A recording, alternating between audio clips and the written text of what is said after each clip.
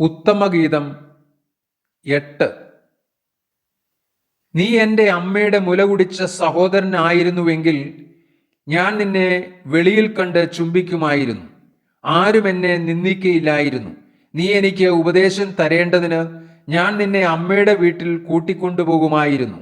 സുഗന്ധവർഗം ചേർത്ത വീഞ്ഞും എൻ്റെ മാതളപ്പഴത്തിൻ ചാറും ഞാൻ നിനക്ക് കുടിപ്പാൻ തരുമായിരുന്നു. അവൻ്റെ ഇടങ്കൈ എൻ്റെ തലയിൻ കീഴെ ഇരിക്കട്ടെ, അവൻ്റെ വലങ്കൈ എന്നെ ആശ്ലേഷിക്കട്ടെ. യെരൂശലേം പുത്രിമാരെ, പ്രേമത്തിന് ഇഷ്ടമാകുവോളം അതിനെ ഇളക്കരുത്, ഉണർത്തുകയുമരുത് എന്ന് ഞാൻ നിങ്ങളോട് ആണയിട്ട് അപേക്ഷിക്കുന്നു. മരുഭൂമിയിൽ നിന്ന് തൻ്റെ പ്രിയന്റെ മേൽ ചാരിക്കൊണ്ട് വരുന്നോരിവൾ ആർ? നാരകത്തിൻ ചുവട്ടിൽ വെച്ച് ഞാൻ നിന്നെ ഉണർത്തി. അവിടെ വെച്ചല്ലോ നിന്റെ അമ്മ നിന്നെ പ്രസവിച്ചത്. അവിടെ വെച്ചല്ലോ നിന്നെ പെറ്റവൾക്ക് ഈറ്റുനോവ് കിട്ടിയത്. എന്നെ ഒരു മുദ്രമോതിരമായി നിന്റെ ഹൃദയത്തിന്മേലും ഒരു മുദ്രമോതിരമായി നിന്റെ ഭുജത്തിന്മേലും വെച്ചുകൊള്ളണമേ. പ്രേമം മരണം പോലെ ബലമുള്ളതും പത്നീവ്രത ശങ്ക പാതാളം പോലെ കടുപ്പമുള്ളതുമാകുന്നു.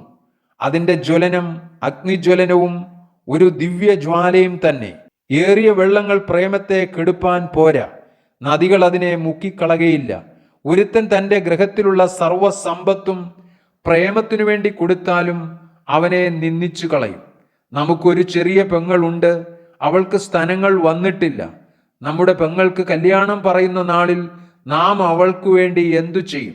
അവളൊരു മതിലെങ്കിൽ അതിന്മേലൊരു വെള്ളി മകുടം പണിയാമായിരുന്നു. ഒരു വാതിലെങ്കിൽ ദേവദാരു പലക കൊണ്ട് അടയ്ക്കാമായിരുന്നു. ഞാൻ മതിലും എൻ്റെ സ്തനങ്ങൾ ഗോപുരങ്ങൾ പോലെയുമായിരുന്നു. അന്നു ഞാൻ അവൻ്റെ ദൃഷ്ടിയിൽ സമാധാനം പ്രാപിച്ചിരുന്നു. ശലോമോന് ബാൽഹാമോനിൽ ഒരു മുന്തിരിത്തോട്ടമുണ്ടായിരുന്നു. ആ മുന്തിരിത്തോട്ടം അവൻ കാവൽക്കാരെ ഏൽപ്പിച്ചു.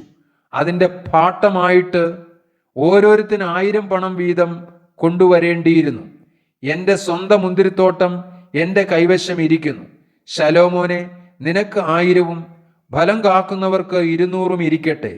ഉദ്യാന നിവാസിനിയെ, സഖിമാർ നിന്റെ സ്വരം ശ്രദ്ധിച്ചു കേൾക്കുന്നു. അത് എന്നെയും കേൾപ്പിക്കണമേ. എൻ്റെ പ്രിയ, നീ പരിമള പർവ്വതങ്ങളിലെ ചെറുമാനിനും കലക്കുട്ടിക്കും തുല്യനായി ഓടിപ്പോക.